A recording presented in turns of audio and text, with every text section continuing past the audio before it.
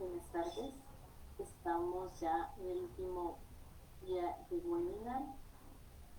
Les doy la cordial bienvenida a esta semana de webinar como parte del cierre del ciclo 2024 que está siendo organizada por la Unidad Estudiantil con el apoyo de las autoridades de la Facultad de Ingeniería y Arquitectura y de los profesionales que nos están acompañando, tanto nacionales como internacionales, para las diferentes ponencias que se están desarrollando.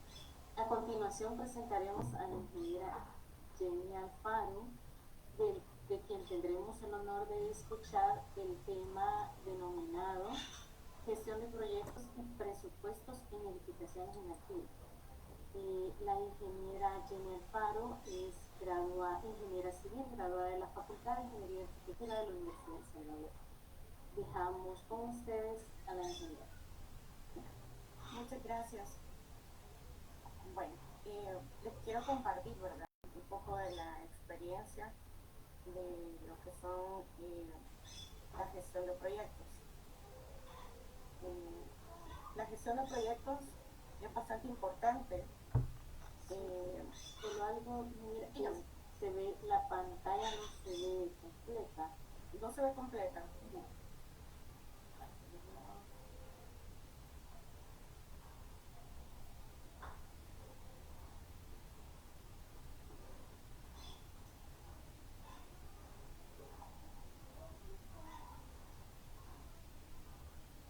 Ahorita sí.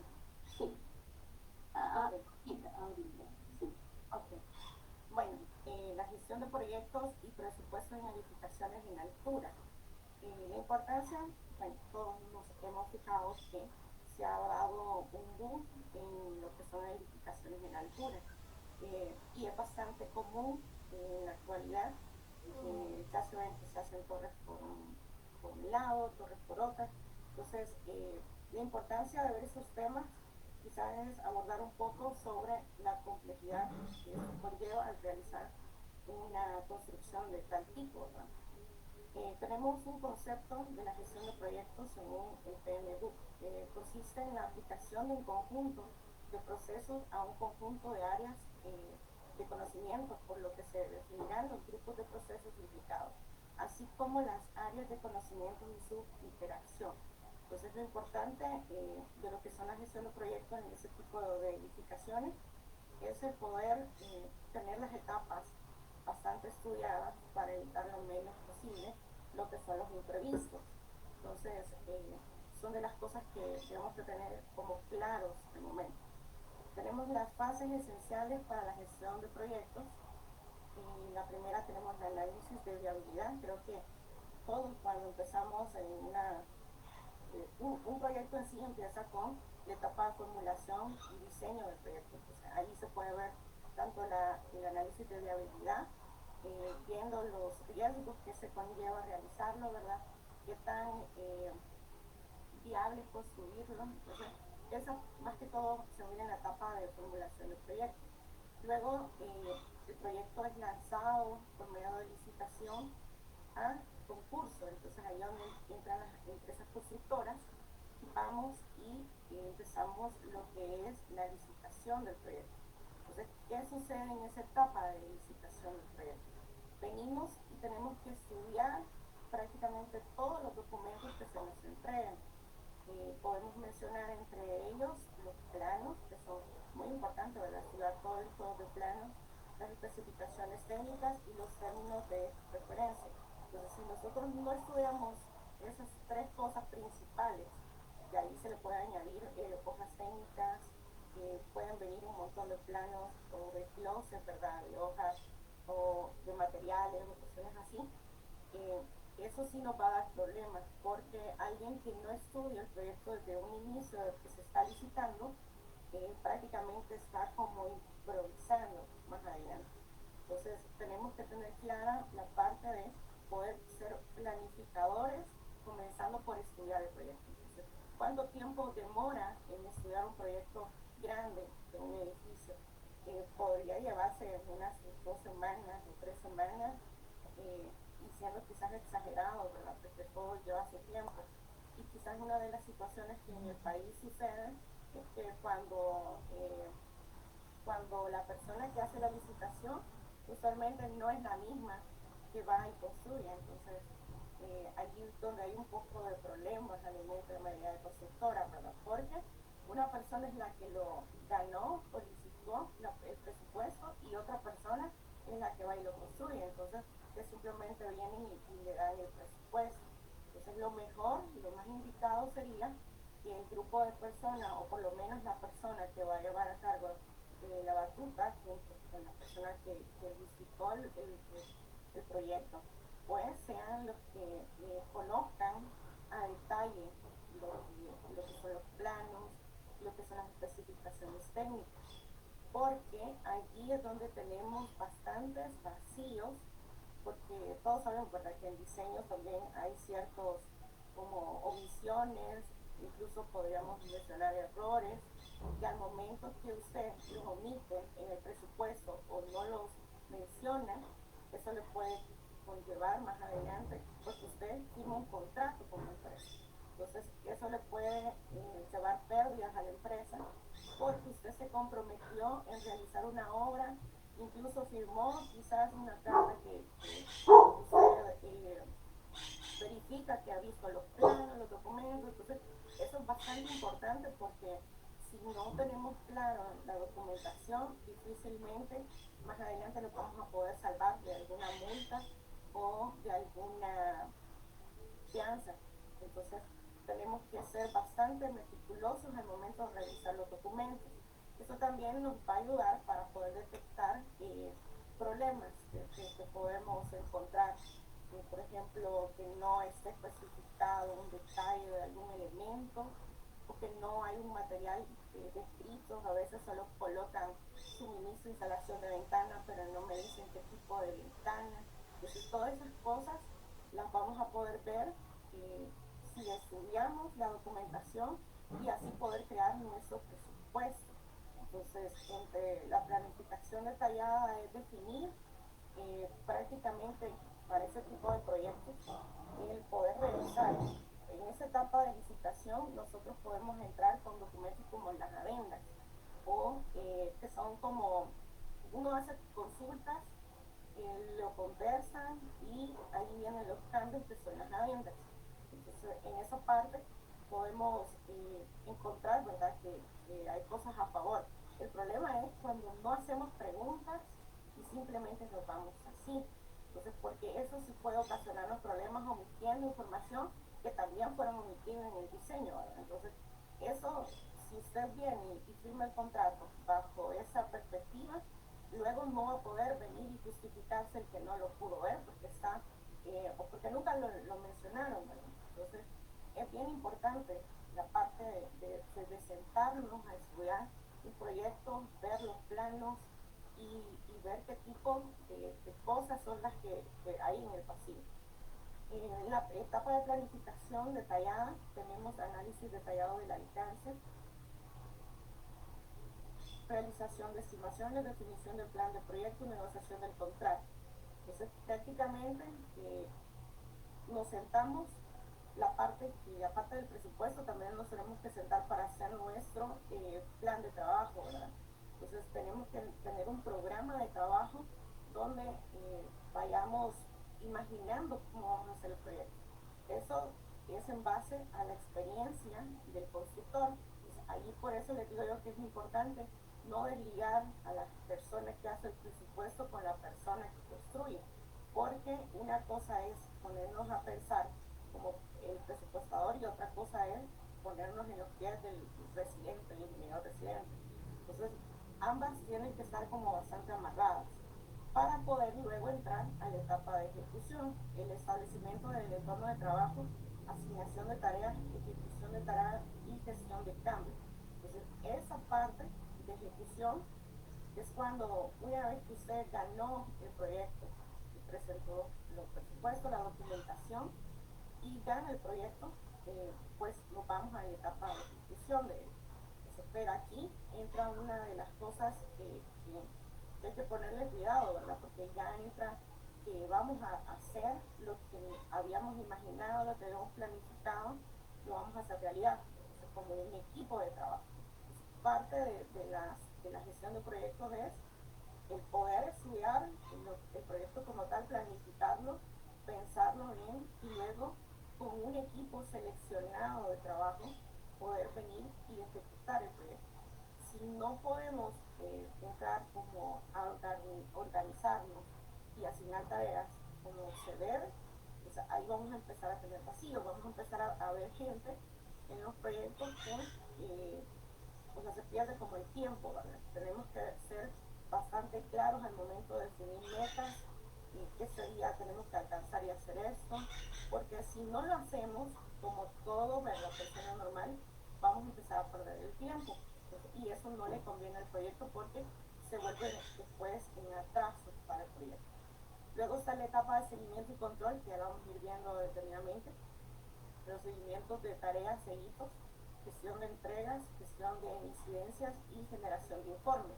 Prácticamente el control y el seguimiento es verificar que vayamos en tiempo con el programa de trabajo, el poder ver las obras cómo se realizan. Aquí entran los temas de control de calidad, ¿verdad? De la persona encargada del control de calidad, tanto de la supervisión como del constructor, y poder verificar que todo vaya realizado en base a lo especificado. Entonces, tenemos que hacer informes de eso, o sea, se hacen estimaciones, informes de control de calidad, hay laboratorios, hacen sus informes, todo se realiza en un conjunto de informes que luego se le da a la supervisión y sirve para también llevar el control para el propietario del cliente.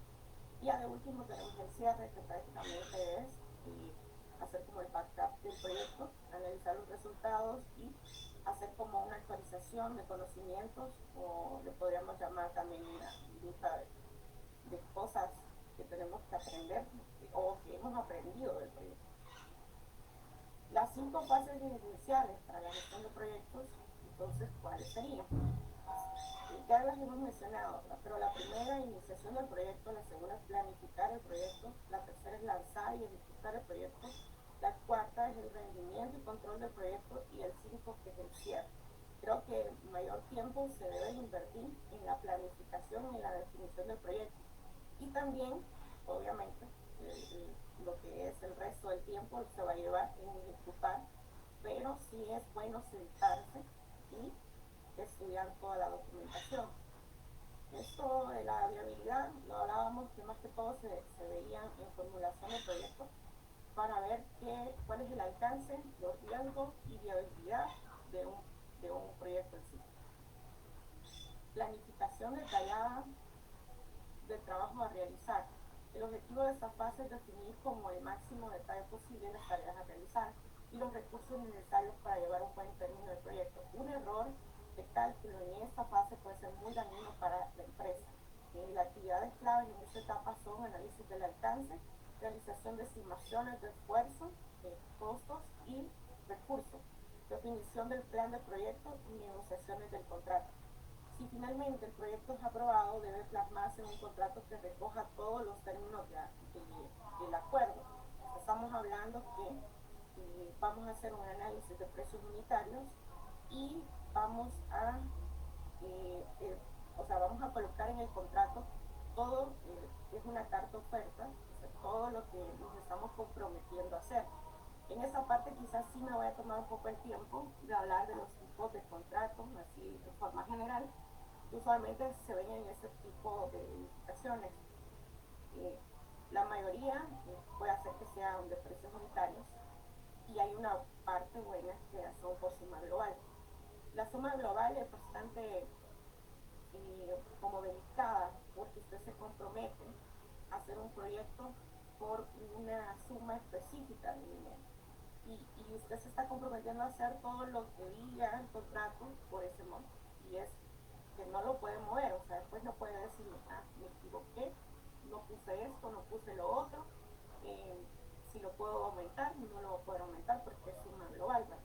Y en esos tipos de contratos difícilmente, o sea, siempre está cerrado a que usted no va a poder hacer ni aumentos ni disminuciones. Cuando es por precio unitario, sí. ¿Por qué? Porque allí está la apertura de hacer lo que conocemos como órdenes de cambio. ahí usted va a poder hacer los precios unitarios y como es por precio unitario, se puede aumentar o disminuir obra y eso yo siento que sí es como más sano porque se puede jugar con el dinero en monto, que si quizás uno disminuye obra o el propietario disminuye obra porque no quiere hacerlo, puede trasladar dinero y hacer otras actividades. Entonces es como un poco más sano en ese aspecto. Y es como más cómodo para el constructor que no está amarrado a que son inamovibles las cantidades, ¿verdad? ¿Qué implica el que sea suma global y qué implica que sea precio unitario? Que por suma global usted va a tener que estar bien comprometido a que las cantidades que usted saque, porque como usted al final lo que va a dar es un monto de dinero, usted tiene que estar bien seguro de sus cantidades y tiene que estar bien seguro de los costos, porque un error, como aquí lo hemos dicho, o sea, puede ser demasiado dañino para una empresa hasta el objetivo quizás quebrar la empresa. Entonces, uno tiene que ser bien delicado con ese tipo de contratos porque alguna situación puede hacer que le afecte. Entonces, por eso es lo delicado de uno del otro. Quizás mencionar también,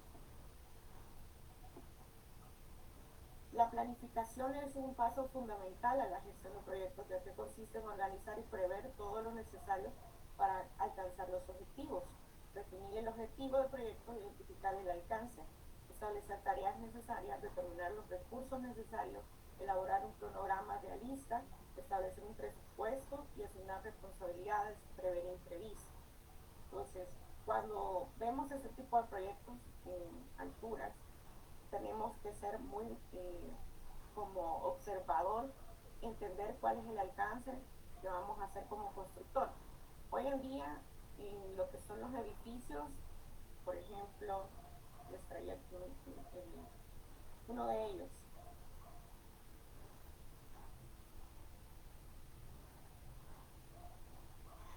Esos tipos de torres están compuestos por vigas y muros de concreto, losa, perdón. Pues no es más que eso. Para este tipo de contratos, en ese caso particular, solo se está ofertando la parte de estructura principal, porque usualmente el propietario le gusta tomar la parte como de acabados, porque existe una variedad de subcontratos que van y resuelven los acabados. Por ejemplo, tenemos subcontratos para puertas, para ventanas, tenemos subcontratos para la parte de los repellos y afinados. Entonces, hay una infinidad de subcontratos que a ellos les gusta tomarlos directamente, ir y ellos ejecutarlos. Entonces, uno solo se compromete con la estructura principal, o sea, la estructura de obra gris. Estamos hablando de hacer las vigas, las columnas, las losas, paredes. Paredes pertenecen a la estructura secundaria, pero usualmente también se toman, ¿verdad? Entonces, tomamos la parte como el esqueleto del edificio y otras el propietario a través de su contrato van y complementan lo que ustedes ven como su contrato. Esa es una forma. Otra forma es que el propietario o que diga, no, te voy a dar todo el contrato completo. Entonces uno va y le toca cotizar los subcontratos, que sería la parte de estructura principal, la parte de estructura secundaria y también la parte eléctrica, la parte hidráulica, el sistema contra incendios, puertas y ventanas, cubiertas, repellos y afinados, enchapes en baños, pisos, cielos falsos. Entonces, ya todo eso es cargado con lo que es la persona del constructor. ¿Qué conviene mejor si el propietario tomarlo o tomarlo el constructor? Muchas veces lo desliga del constructor debido a que le sale mejor en cuestiones económicas al propietario tomar la administración de sus contratos y de controlarlo. ¿Por qué? Porque, por decir así, vamos a mencionar uno. Viene alguien que me instala las ventanas y me está cobrando a mí, qué sé yo, póngamele unos $50,000. Entonces, pero eso me está cobrando a mí como constructor, ¿verdad? Pero como yo le tengo que cobrarle al propietario la administración de esos subcontratos. Entonces, vengo yo y le cobro un costo por administración y le cobro un costo por ir a supervisar que ese subcontrato, porque bajo mi responsabilidad, está haciendo bien las cosas. Entonces me toca poner a otra persona a que vaya a controlar que todo lo esté haciendo bien, aparte de la administración. Y encima le voy a recargar también, por ejemplo, el IVA. Entonces, él ya tiene su IVA y yo le pongo el IVA mío y se lo entrego, o sea, se me infla el monto. Entonces, ¿qué pasa? Si el propietario lo toma, él se estaría ahorrando lo que yo le estoy cobrando de más por administrar el subcontrato. Entonces, por esa parte, a ellos les gusta mejor tomar el subcontrato y administrarlo ellos por su parte. Lo único que significa poner una persona del lado del propietario a tener una coordinación de los subcontratos. Entonces, cosa que tampoco es fácil, porque llega un momento cuando ya se tiene hecho todo el esqueleto del edificio, de las cosas que quizás cuesta coordinar es que todos logren entrar a trabajar y que no se tropiecen unos con otros. Entonces no es como tan fácil que decir, me voy a hacer cargo yo de esto y me voy a desvincular. El otro problema es que si yo desvinculo al constructor de los subcontratos, él no va a tener responsabilidad que si un subcontrato viene y se atrasa, él le puede echar la culpa, ¿verdad? Que fue por culpa de él que se atrasó. Entonces ahí empiezan los problemas. Entonces, a veces por ese tipo de cosas es más fácil venir y decirle, no, te lo vamos a dar todo el paquete a ti. Entonces le dan los subcontratos, la estructura y todo junto, porque así él se hace responsable y que no haya ningún atraso. Que de repente en los subcontratos las cosas que pasan es como de repente traen cosas fuera del país y se tarda un tiempo. Entonces, por cuestiones puede haber que haya otro retraso y pues ese retraso es quien le va a caer, o sea, le va a caer a quien adquirió la responsabilidad de que estuvieran las obras hechas en el tiempo que es. Entonces, por esa razón es que en este tipo de edificaciones el propietario usualmente toma la batuta bajo la responsabilidad que tiene que coordinar con el constructor las actividades, ¿verdad? A que no se interfieran, a que se cumpla con el programa de trabajo. Hay otra modalidad también, ahorita que lo recuerdo, que también no es tan usual, pero sí se da, que es el contrato por administración. Así se llama, o sea, no es como el otro de precios unitarios o el otro que hablábamos de suma global, sino que se llama por administración. Yo contrato una empresa que se va a hacer cargo de administrar, pero yo como propietario le voy a dar todos los materiales. O sea, vengo yo y no voy a permitir que él compre los materiales, sino que todo lo voy a hacer yo. Yo compro los materiales, pero tú te encargas solo de administrarme, de conseguir los trabajadores para que hagan la obra gris, la obra secundaria, te voy a dar, yo voy a pagar los subcontratos y tú te encargas de que lo hagan bien. Entonces prácticamente es como una figura de pagarle solo para administrar que todo vaya bien, pero sin materiales. O sea, no compran materiales. Pero esa es otra modalidad que poco se usa en el país en ese tipo de construcciones, pero sí existe. O sea, sí he visto que se da también, porque hay empresas que son, o propietarios que son bien cerrados, que ellos les gusta tener bastante el control de ese tipo de cosas. Eh, pero bueno, regresando.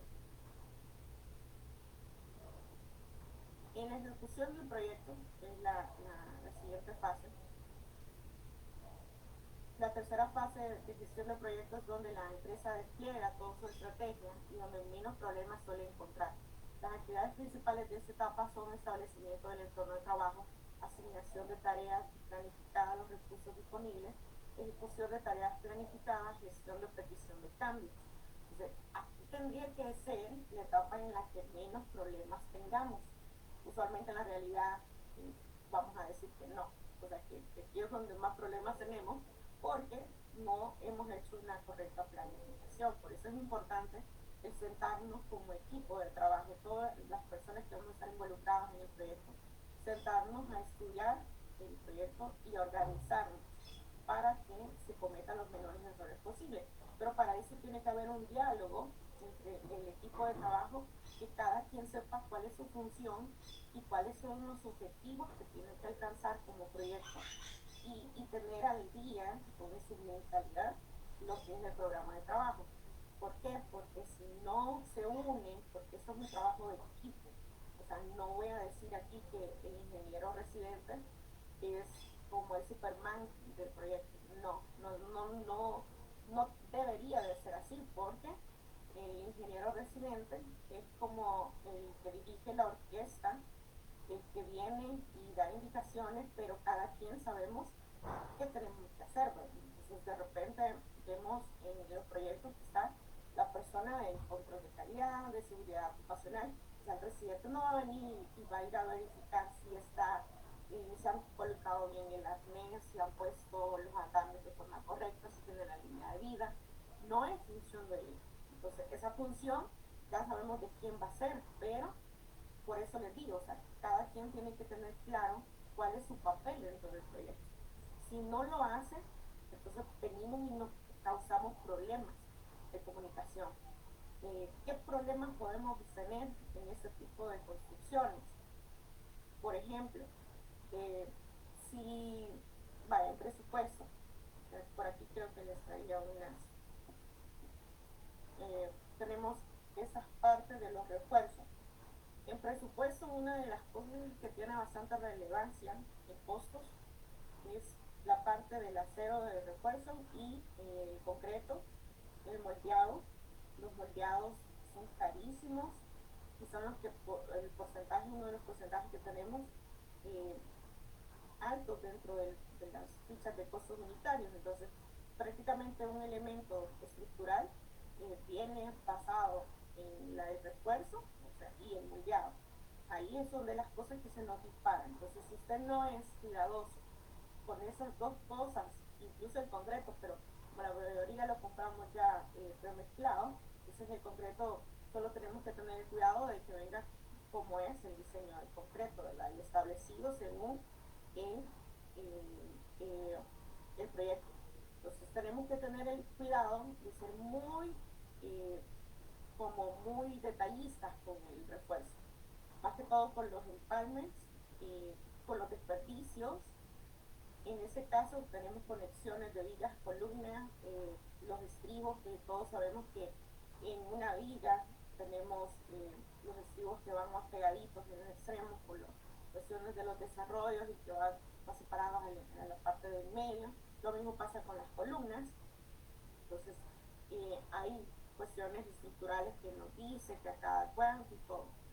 Pero esto sí es muy importante que lo controlemos por la cuestión de las zonas de empalme. Si nos ponemos a pensar, nos vamos de nuevo con el dibujo de ese muro que viene desde el nivel del sótano 1 hasta la parte del nivel 18. O sea que estamos hablando que aquí tenemos una altura más o menos de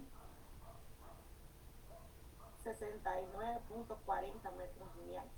Entonces, el muro va a empezar desde la parte inferior y sigue, o sea, sigue en el mismo detalle 13.5 y termina. Entonces, ¿qué va a pasar aquí?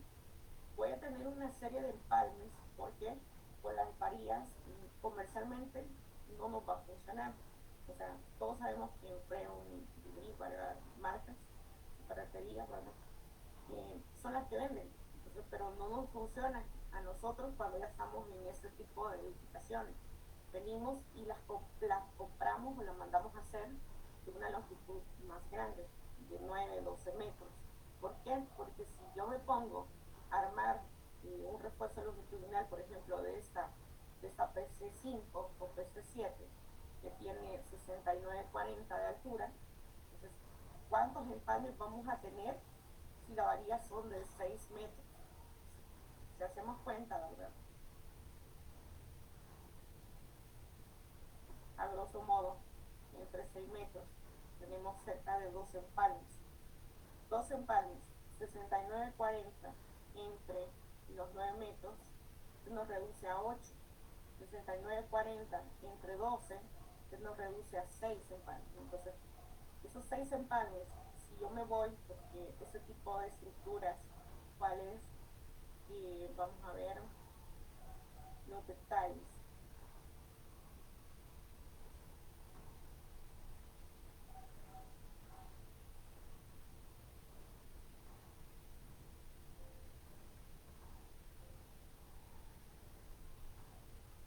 Esto es una matriz de refuerzos para paredes de concreto de esta torre. Entonces, es bastante, uno se agobia al verla al principio, pero están las alturas y todas las PC que está conformado el edificio, son PC 23, o sea que son 23 tipos de muros. Y cada muro, según la altura, tiene sus diferentes refuerzos, refuerzo vertical, refuerzo horizontal, tenemos el espesor del muro, la longitud del muro, y puede haber variación en lo que vamos subiendo en el mismo PC. Entonces, esto es bien delicado porque si alguien no se sienta a calcularlo de forma meticulosa y a pensar eso que les digo del refuerzo. Imagínense, aquí tenemos 6 varillas, que están a cada 15 y son número 6. Entonces, si estamos a cada 15 y el muro tiene 2,40 de largo, pues usted aquí ya empieza a imaginarse si yo cuántas varillas le van a salir. Entonces, si por ejemplo fuesen 10 varillas que tienen el refuerzo longitudinal y teníamos 12 empalmes al inicio, ¿verdad? Entonces, eso multiplicado por las 6 varillas que tiene que poner, ¿cuántos empalmes va a ser? Eso significa que va a ser mayor costo. Entonces, por eso es la importancia de ponernos a calcular y a pensar bien con qué tipo de varillas vamos a hacer. Entonces, hoy imagínense cuál sería el error. Yo, como presupuestador, ya lo vi y ya lo pensé. Entonces, me conviene más hacerlo por varillas de 12 porque me salen menos empalmes. Lo hago, lo ganamos el proyecto, chido. No le digo a nadie, o sea, nadie me pregunta, no le digo a nadie, y quizá alguien no se toma el tiempo. Va el residente en campo, le dice a la señorita de compra, porque el residente usualmente no es el que va de compra, sino que tiene una persona asistente para eso. Viene y le dice, haz la compra del acero. Y esa persona, por cuestiones de la vida, o él omitió decírselo, o no leyó, qué sé yo, cuestiones que pasan.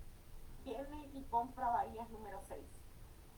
Imagínense cuál va a ser el error que va a arrastrar si venimos y en lugar de comprar las varillas de 12 que yo había planificado, compran varillas número 6.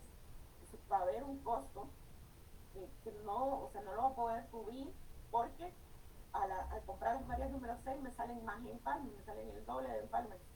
Eso multiplicado por todos los detalles que tengo que hacer, entonces ahí ya tenemos una pérdida para la empresa.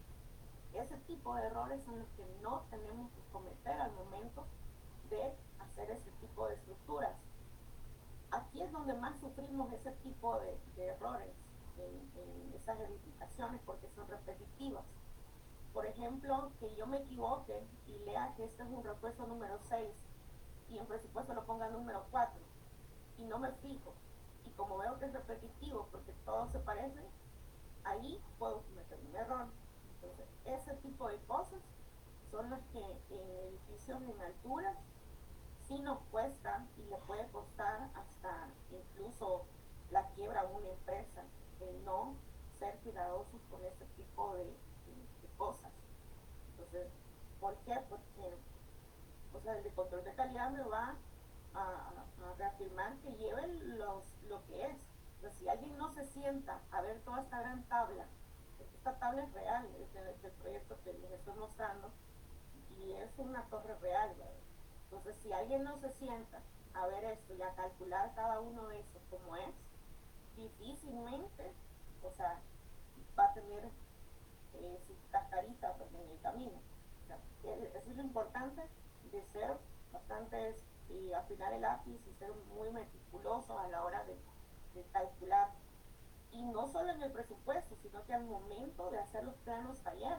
porque los planos taller de la parte del refuerzo es muy importante para evitar que el armador vaya, porque eso es otra cosa, o sea, imagínense, el presidente lo tiene claro, la de compras lo tuvo claro, pero usted va y se lo da al armador, el armador le tiene que explicar cuál es, cómo lo dio usted, cómo lo pensó usted, para que no vaya a cortarle mal el acero, porque también se ha dado.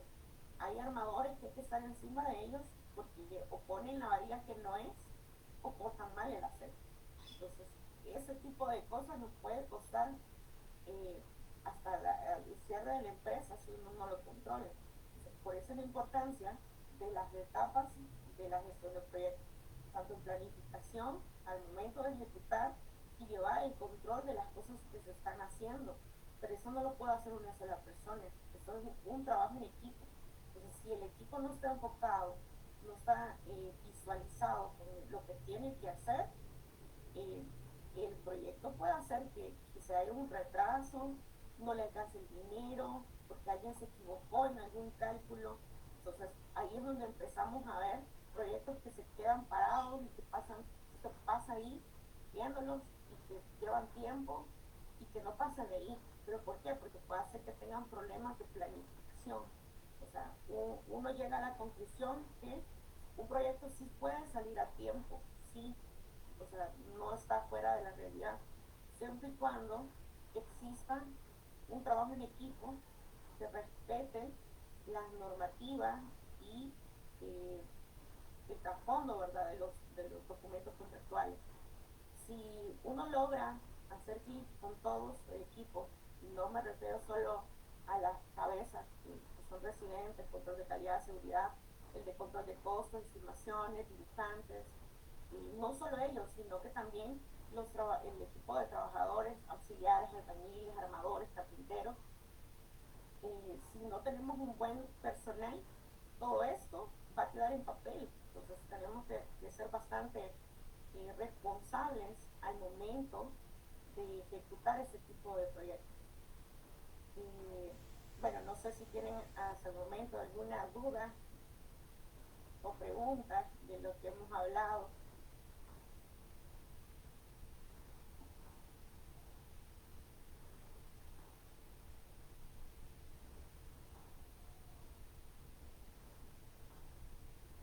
El organigrama de lo que estamos hablando, conversando de los equipos de trabajo, tenemos un representante legal que usualmente es el dueño del proyecto, el gerente del proyecto, el control de calidad, que lleva laboratorios inspectores, el ingeniero residente, que tiene su bodeguero caporal.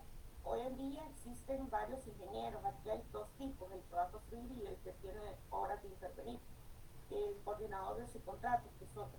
Entonces, hoy también tenemos ingenieros residentes de acabados, ingenieros residentes de obra gris, y así hay varias funciones. O sea, que este organigrama, dependiendo de tan grande que sea mi proyecto, se va a expandir. O sea, no puedo solo sobrecargar en un caporal, un bodeguero, si tengo un gran proyecto.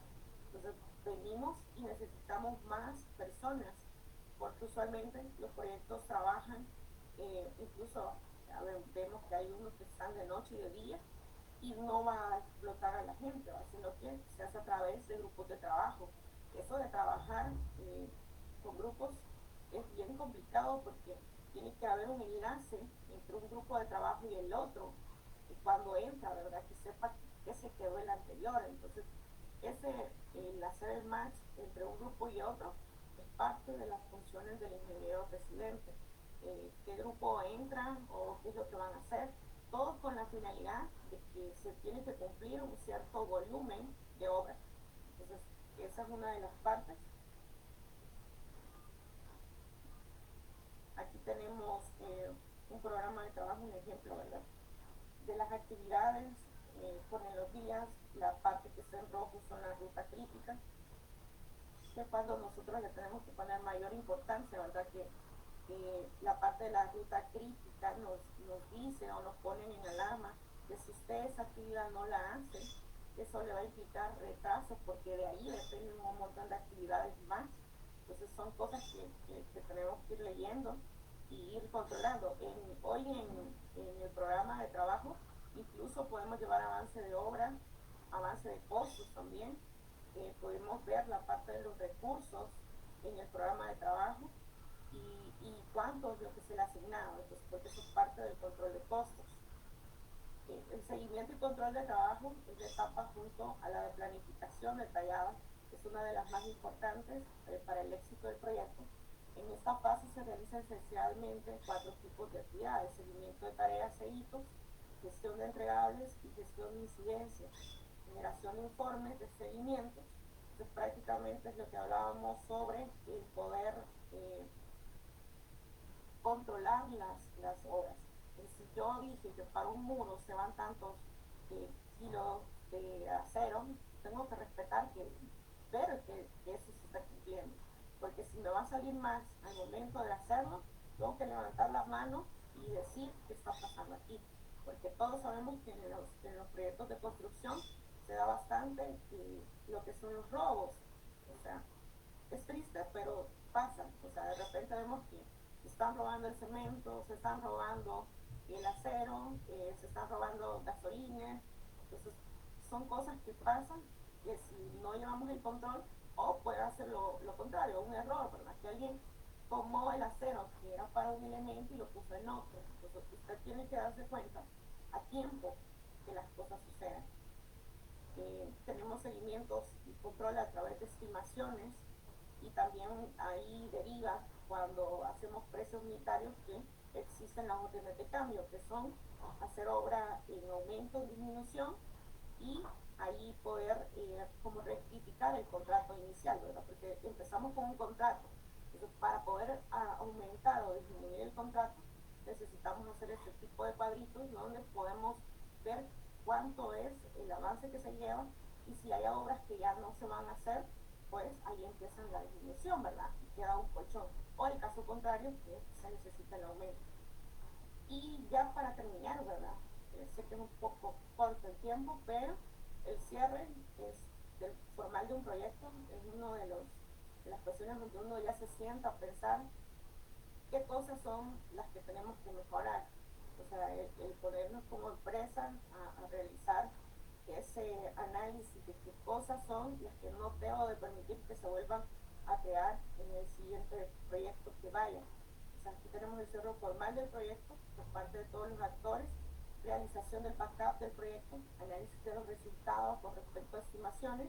Aquí vemos la realidad, si realmente el proyecto nos va a costar lo que habíamos planificado al inicio con lo que es contractual, ¿verdad? Porque todos sabemos que el presupuesto, aparte del directo, que es lo que realmente le cuesta a la empresa, va sobrecargado con un costo indirecto, que son la parte administrativa de la empresa, lo que la empresa desea ganar, los imprevistos, un costo por imprevisto, las fianzas.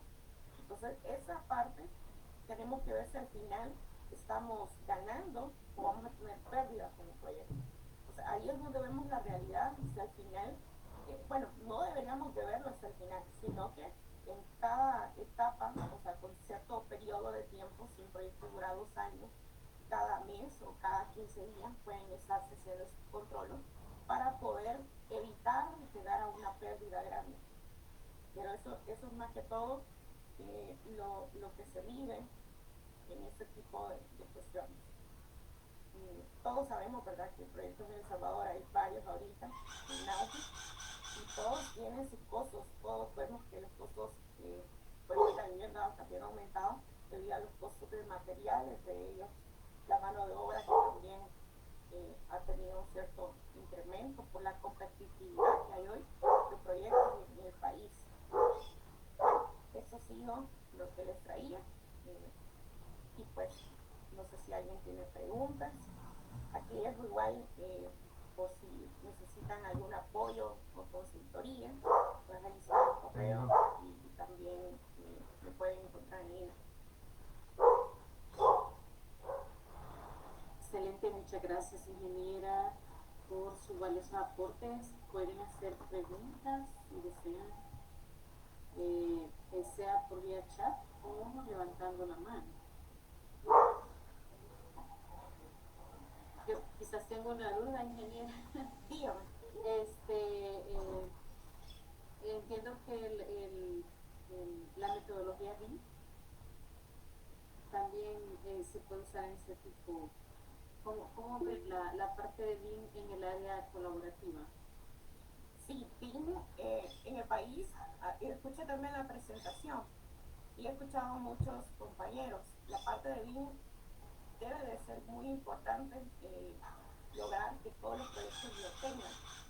En la actualidad cuesta bastante hacerlo porque todos lo vemos como venir y modelar un proyecto y verlo bien bonito en un dibujo, pero no solo queda ahí. O sea, el BIM sí realmente es una herramienta y también es parte de la carrera porque es parte de la planificación. O sea, no solo es modelarlo, sino que esa planeación o poder unir lo que ahorita estoy viendo en 2D, por ejemplo, eso que estamos viendo, lo podemos ver en 3D, o sea, así ya todo modelado, y ahí pueden identificarse errores. O, usualmente lo antiguo que se hacía era venir y montar, por ejemplo, estructuras con arquitectura, que usualmente nos da bastantes complicaciones, pero en BIM, cuando modelan y lo hacen con tiempo, lo hacen bien, pues ahí se notan cosas como que una puerta choca con una columna o puede hacer choques entre especialistas porque ellos están como desvinculados.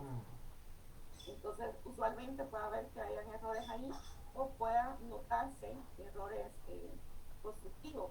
Entonces, pero sí es muy importante, o sea, alguien que si nosotros venimos y vemos la carrera de BIM, ellos nos pueden dar cantidad de materiales, nos pueden dar incluso detalles de estructuras, siempre y cuando sea alguien que pueda integrar toda la información de plano, porque eso que estamos mencionando lo estamos haciendo a nivel de cómo lo hacemos actualmente en el país, pero la PIN viene, integra todo lo que hemos hablado en un solo modelo. Entonces, ellos tienen como para poder sacar la información más rápido, pero sí es un gran trabajo, o sea, porque habría que modelar con más anticipación todo y tenerlo antes de que empiece. O sea, para presupuestar tendríamos que tener el modelo ya ejecutado.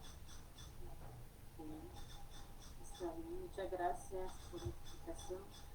¿Alguien más que desea hacer alguna consulta o comentario?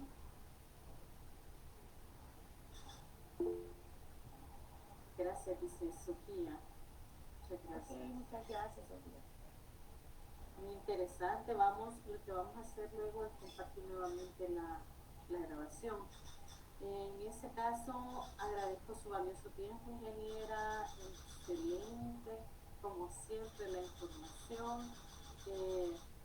Esperamos que con el en vivo pueda llegar a más personas Bueno, ya se ven.